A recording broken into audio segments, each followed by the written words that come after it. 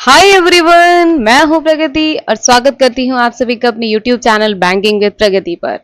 इस सेशन में हम करंट अफेयर्स को हैंड रिटन नोट्स के थ्रू पढ़ेंगे। यहां मैं आपको करंट अफेयर्स को बहुत ही इजी एंड डिटेल्ड वे में एक्सप्लेन करने वाली हूं। तो आइए आज हम पढ़ते हैं 31 जनवरी 2024 का कंप्लीट करंट अफेयर्स। तो इसमें हमारा फर्स्ट न्यूज है करंट बैंकिंग अवेयरनेस का। तो यहाँ पे हम बात करेंगे जनरल इंश्योरेंस काउंसिल की। ठीक है, इन्होंने एक इनिशिएटिव निकाला है जिसका नाम है cashless everywhere. Cashless everywhere initiative निकाला है किसके साथ मिलके? जितनी भी general and health insurance companies हैं, ठीक है, उन सबके साथ मिलकर इन्होंने एक इनिशिएटिव निकाला है। बेसिकली इनका जो एम है, इनका जो मिशन है वो ये है कि हॉस्पिटल्स में, जितने भी हॉस्पिटल्स हैं वहां पे जो ट्रीटमेंट है वो कैशलेस हो सके, जिससे कि फ्रॉड के चांसेस बच जाए। ठीक है, यानी कि आपको कैश यानी कि आपको पॉकेट से एक्सपेंस करने की जरूरत नहीं पड़ेगी। एंड दूसरी चीज इन्होंने ये भी बोला है कि अगर आप, ठीक है, इंश्योरेंस को क्लेम करना चाहते हैं, ठीक है, आपने कोई इंश्योरेंस लिया है, इन केस अगर आपको नीड होती है तो आप क्लेम करेंगे। तो इंश्योरेंस क्लेम करने के लिए कस्टमर को एडमिशन यानी कि एडमिट होने से पहले, हॉस्पिटल में एडमिट होने से 48 घंटे पहले नोटिफाई करना पड़ेगा इंश्योरेंस कंपनी को कि we need the claim right now. Okay, and next अगर अपन इमरजेंसी ट्रीटमेंट की बात करें, इनकेस हमें इमरजेंसी ट्रीटमेंट चाहिए तो आप जब एडमिट हो चुके हैं उसके भी 48 घंटे बाद आप क्लेम कर सकते हैं। ठीक है, जनरल इंश्योरेंस काउंसिल ये बना था 1957 में। इसका हेडक्वार्टर मुंबई में है एंड इसके चेयरमैन है तपन सिंगल। अगला न्यूज है हमारा आरबीआई की रिपोर्ट आई है जिसका नाम क्या है? Finances of Panchayati Raj institutions. ठीक है, इस रिपोर्ट के थ्रू ये बोला गया है कि जो भी पंचायत हैं उनको अपने एफर्ट्स लगाने पड़ेंगे जिससे कि जो रेवेन्यू है वो इंक्रीज हो सके। ठीक है, उनको जो प्रॉफिट मिलेगा वो इंक्रीज हो सके, उनको अपने एफर्ट्स लगाने पड़ेंगे पंचायत को। ठीक है, बाकी अगर हम बात करें पंचायत के पास जो नॉन टैक्स रेवेन्यू आता है, जितना भी उनके पास जो रेवेन्यू आता है ना पंचायत के पास, वो टैक्स के थ्रू आता है। बाकी जो नॉन टैक्स रेवेन्यू है वो कौन सा है, कितना आता है?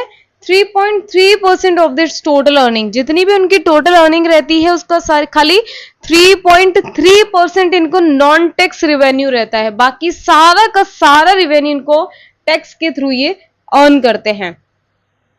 करीब 95% रेवेन्यू इनके पास लोन वगैरह से आता है या फिर ये अपनी स्पेंडिंग को लिमिट कर देते हैं, उसके थ्रू आता है। ठीक है, अगला हम पढ़ेंगे बैंक ऑफ बड़ौदा की न्यूज है। तो बैंक ऑफ बड़ौदा की एक सब्सिडरी है जिसका नाम है बीओबी फाइनेंशियल सॉल्यूशंस लिमिटेड। ठीक है, इन्होंने खुद को रीब्रांड कर दिया है और इनका नाम क्या है? Bob card limited. इसकी टैगलाइन रहेगी क्रेडिट री इमेजिन्ड। बाकी एनबीएफसी ने अपना एक नया लोगो भी दिया है जिसका नाम रहेगा बड़ौदा सन। ये जो एनबीएफसी है ये बोल रहे हैं कि दिसंबर 2023 तक इनके पास जो क्रेडिट कार्ड है वो कितना है, कितना आउटस्टैंडिंग बैलेंस है क्रेडिट कार्ड का? 22.4 लाख। अगला हम पढ़ते हैं नेशनल अफेयर्स। तो यहां बात हो रही है इंडियन पेटेंट ऑफिस की। तो इन्होंने एक रिकॉर्ड बनाया है कि पिछले 10 महीनों में इन्होंने 75,000 पेटेंट्स फाइल किए हैं। ठीक है, पेटेंट्स बेसिकली क्या होता है? जैसे हमने कोई इन्वेंशन किया, ठीक है, तो उसका हमको एक एक्सक्लूसिव राइट मिल जाएगा कि ये जो इन्वेंशन है ये हमने ही किया है। ठीक है, उसका अपन को एक्सक्लूसिव राइट प्रोवाइड कर दिया जाता है। तो इंडियन पेटेंट ऑफिस के हिसाब से पिछले 10 महीनों में 75,000 पेटेंट्स फाइल हुए हैं। ठीक है, and 40,000 compliances have been eliminated to ease the burden on entrepreneurs। ठीक है, जिसमें से 40,000 कॉम्प्लायंस को हटा दिया गया है या फिर आप कह सकते हैं कि सिंप्लीफाई कर दिया गया है जिससे कि जो एंटरप्रेन्योर्स हैं उन पे ज्यादा लोड ना पड़े। अगला न्यूज है हमारा इंडिया में रजिस्टर्ड वोटर्स की बात हो रही है। इंडिया में कितने वोटर्स हैं रजिस्टर्ड? 17.32 करोड़। 1951 1951 ईयर की बात करें तो 17.32 करोड़ लोग रजिस्टर्ड थे एज अ वोटर, ठीक है। वहीं 1957 की बात करें तो 19.37 करोड़, ठीक है। एंड इनमें से जो टोटल वोटर्स रजिस्टर्ड हैं उसमें से 18 लाख लोग ऐसे थे जो कि डिसेबल थे, ठीक है, जो कि पर्सन विद डिसेबिलिटीज में काउंट होंगे। एंड अगर हम इस बार की बात करें जो इलेक्शन हो रहा है इसमें बात करें तो 96 करोड़ से ज्यादा लोग इस बार वोट देने के लिए एलिजिबल हैं, ठीक है। तो जो 96 करोड़ लोग जो एलिजिबल हैं वोट देने के लिए उसमें से 47 करोड़ वीमेन हैं, ठीक है। एंड जो यहाँ बात हो रही है ना 96 करोड़ लोग वोट देने के लायक हैं, एलिजिबल हैं, उसके लिए क्या हुआ है 12 लाख से ज्यादा पोलिंग बूथ सेटअप किए गए हैं जहां पे इलेक्शन कंडक्ट कराया जाएगा, जहां पे लोग वोट डालने जाएंगे। तो 12 लाख से ज्यादा पोलिंग बूथ सेटअप किए गए हैं। एंड इसमें इंटरेस्टिंग बात क्या है कि 1.73 करोड़ से ज्यादा जो एलिजिबल वोटर्स हैं वो 18 से 19 साल के हैं, ठीक है। अगला न्यूज है हमारा न्यू अपॉइंटमेंट्स। तो यहां हम बात कर रहे हैं समीना हामिद। समीना हामिद बनी है, इन्होंने सिप्ला के वाइस चेयरपर्सन थी ये और इन्होंने रिजाइन दे दिया है, ठीक है। ये एग्जीक्यूटिव वाइस चेयरपर्सन थी सिप्ला की, ठीक है, मेडिसिनल कंपनी है ये, तो इन्होंने रिजाइन दे दिया है। अगला न्यूज है हमारा रविंद्र जडेजा, ये बने हैं ब्रांड एम्बेसडर ऑफ वर्नी। ये क्या है VRNI, ये इलेक्ट्रॉनिक प्रोडक्ट की ब्रांड है। अगला हम पढ़ते हैं नीतीश कुमार। नीतीश कुमार जी बिहार के चीफ मिनिस्टर बने हैं, कंटिन्यू 9th टाइम, ठीक है, लगातार 9वीं बार ये बिहार के चीफ मिनिस्टर बने हैं। एंड इनको ये शपथ जो दिलवाई गई वो किसने दिलवाई थी, बिहार के गवर्नर राजेंद्र आर्लेकर, ठीक है, इन्होंने शपथ दिलवाई थी। और यहाँ के बिहार के जो डिप्टी सीएम्स हैं वो कौन है, सम्राट Chaudhary and farmer speaker Vijay Kumar Sinha. अगला न्यूज है हमारा समिट्स एंड कॉन्फ्रेंसेस का। तो समिट का नाम क्या है, plenary session of the group of 77 plus south summit, ठीक है। ये जो समिट है इसका 3rd एडिशन है एंड ये कंपाला युगांडा में हो रही है, ठीक है। जब भी कोई समिट या कॉन्फ्रेंस की बात होगी तो सबसे पहले हमको पता होना चाहिए कि कौन सी समिट है, क्या नाम है उस समिट का, एडिशन कौन सा है और वो कॉन्फ्रेंस कहां पर होने वाली है। एंड उस जो कॉन्फ्रेंस या समिट होगी उसका थीम क्या रहने वाला है, किस टॉपिक पे वो समिट कंडक्ट हो रही है, ठीक है। तो 3rd एडिशन है इसका थीम है leaving no one behind. 1st edition ये पहली बार कहां पर हुई थी, हवाना क्यूबा में हुई थी इन 2000। 2nd एडिशन इसका दोहा कतर में हुआ था 2005 में। एंड G77 की बात करें, G77 बेसिकली ये ग्रुप है 77 कंट्रीज का, ठीक है। तो ये पहली बार ये कब बनाया गया था, ये ऑर्गेनाइजेशन 1 जून 1964 में बनाया गया था। इसमें मेंबर 135 मेंबर स्टेट्स हैं, इसके चेयरमैन हैं युगांडा, ठीक है। अगला हम पढ़ते हैं डिफेंस एक्टिविटीज। तो यहां बात हो रही है एक्सरसाइज SADATANSEEQ, ठीक है, सदा तंसीक। ये एक मिलिट्री एक्सरसाइज है, बेसिकली ये इंडिया एंड सऊदी अरेबिया के बीच में होने वाली है, ठीक है। कहां पर होगी ये, महाजन राजस्थान में। और ये जो एक्सरसाइज है ये 29 जनवरी से लेके 10 फरवरी 2024 तक कंप्लीट होगी, ठीक है। अगला न्यूज है हमारा लेटेस्ट स्पोर्ट्स न्यूज। तो यहाँ पे बात हो रही है नीदरलैंड ने जीता है first FIH hockey 5S women's world cup, ठीक है। तो इस वर्ल्ड कप में नीदरलैंड ने जीता है एंड इंडिया को हराया है, ठीक है, इंडिया को हराया है इन्होंने। और ये जो वर्ल्ड कप हुआ था ये मुस्केट ओमान में हुआ था। इंडिया की तरफ से कैप्टन कौन थी, रजनी एतिमारपू, ये गोलकीपर है, ये इंडिया से कैप्टन थी।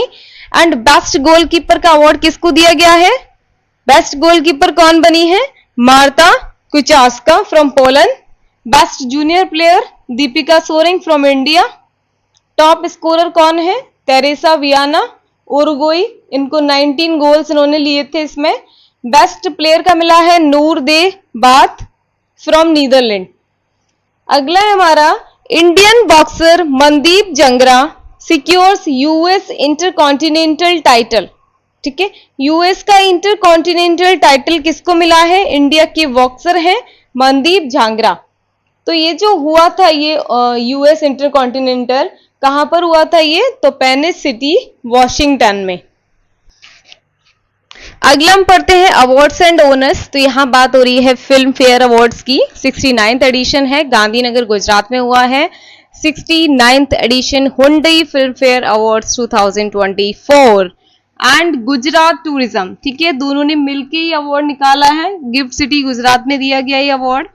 कौन कौन विनर्स हैं? बेस्ट फिल्म का अवार्ड किसको मिला है? 12th fail. 12th fail movie को बेस्ट फिल्म का अवार्ड दिया गया है। बेस्ट डायरेक्टर बने हैं Vidhu Vinod Chopra from 12th fail. Best actor in leading role male category, male category में लीडिंग एक्टर के लिए बेस्ट एक्टर का अवार्ड दिया गया है Ranbir Kapoor from Animal movie. ठीक है, best actor in leading role female Alia Bhatt को दिया गया है फ्रॉम मूवी रॉकी और रानी की प्रेम कहानी। ठीक है, बेस्ट फिल्म क्रिटिक्स में किसको मिला है? जोरम मूवी को Devashish Makhija. Best actor critics में 12th फेल के विक्रांत मैसी को मिला है। Best actor in a supporting role male category, supporting role में बेस्ट एक्टर का अवार्ड किसको मिला है? Vicky Kaushal from Dunki. Best actor in a supporting role female Shabana Azmi from Rocky और रानी की प्रेम कहानी। बेस्ट लिरिक्स किसको मिला है ये award? Amitabh Bhattacharya from song तेरे वास्ते। नेक्स्ट है हमारा बेस्ट वीएफएक्स किसको मिला है? Red chillies VFX. कौन सी मूवी से? जवान movie. Life time achievement award दिया है डेविड धवन को। बेस्ट डेब्यू डायरेक्टर ये मिला है तरुण दुडेजा फ्रॉम धक धक। अगला न्यूज है हमारा अजीत मिश्रा। अजीत मिश्रा को मिला है freedom of the city of London award. ठीक है, किस लिए दिया गया है इनको? For his contribution to legal and public life. ठीक है, इन्होंने किस तरीके से लीगल इश्यूज के मामले में क्या है बेसिकली ये किस तरीके से कॉम्पेन्स चलाए गए लोगों को एजुकेट करने के लिए अबाउट लीगल इश्यूज। ये जो अवार्ड दिया गया ये दिया गया by city of London corporation. अगला हम पढ़ते हैं बुक्स एंड ऑथर्स। तो ये बुक का नाम है a promised nation honourable Modi the maker of new India. ठीक है, बुक का नाम क्या है? A promised nation honourable Modi the maker of new India. किसने रिलीज किए हैं? बाय अमित शाह। अगला हम पढ़ते हैं important dates and events. World leprosy day ये कब मनाया जाता है? जनवरी के लास्ट संडे को। जनवरी महीने में जो भी लास्ट संडे पड़ता है उसको मनाते हैं वर्ल्ड लेप्रोसी डे। इस बार ये मनाया गया 28 जनवरी 2024 में एंड इसका थीम है बीट लेप्रोसी। ठीक है, लेप्रोसी डे बेसिकली मनाते हैं जो लेप्रोसी से रिलेटेड जो भी स्टिग्मा है उसको हटाने के लिए एंड जो भी लोग इस डिसीज से अफेक्टेड हैं उनकी डिग्निटी उनके सम्मान को प्रमोट करने के लिए हम ये डे मनाते हैं। अगला न्यूज है हमारा इंडियाज न्यूज़पेपर डे। इंडिया का न्यूज़पेपर डे कब मनाते हैं? 28 जनवरी को। अब हम पढ़ते हैं एक्स्ट्रा हाइलाइट्स। तो यहां बात हो रही है रुसोमा ऑरेंज फेस्टिवल। ठीक है, तो रुसोमा ऑरेंज फेस्टिवल का 4th एडिशन है। ये हो रहा है नागालैंड कोहिमा में। अगला न्यूज है हमारा उड़ीसा के सीएम ने इनॉग्रेट किया है 4th national Chilika birds festival. ठीक है, उड़ीसा के चीफ मिनिस्टर ने ये 4था national Chilika birds festival organize किया है। बेसिकली ये जो फेस्टिवल होता है बेसिकली जो ये वाइल्ड लाइफ फोटोग्राफर्स होते हैं या जो भी नेचर लवर्स होते हैं ना उनके लिए बेसिकली इट्स एन अपॉर्चुनिटी कि किस तरीके से वो माइग्रेटरी बर्ड्स को उनसे जो भी रहता है उनको फोटोग्राफी वगैरह का जिनको शौक है तो उनके लिए फेस्टिवल मनाया जाता है। किसने ऑर्गेनाइज किया ये festival? By department of tourism, department of forest and Chilika development authority. अगला न्यूज है हमारा, LIC acquire 4.8% stake in HDFC bank. LIC ने HDFC बैंक का 4.8% स्टेक खरीद लिया है, ठीक है। अब इनके पास टोटल कितना स्टेक हो गया है HDFC बैंक में? 9.99%। तो इसी के साथ हम सेशन को खत्म करते हैं। आज के लिए बस इतना ही। Thank you guys for attending the session. अगर आपको सेशन अच्छा लगा हो तो वीडियो को लाइक करें एंड मेरे चैनल को सब्सक्राइब करें। ऑल्सो बेल आइकन को प्रेस करें जिससे कि आने वाले क्लासेस की अपडेट्स आपसे मिस ना हो।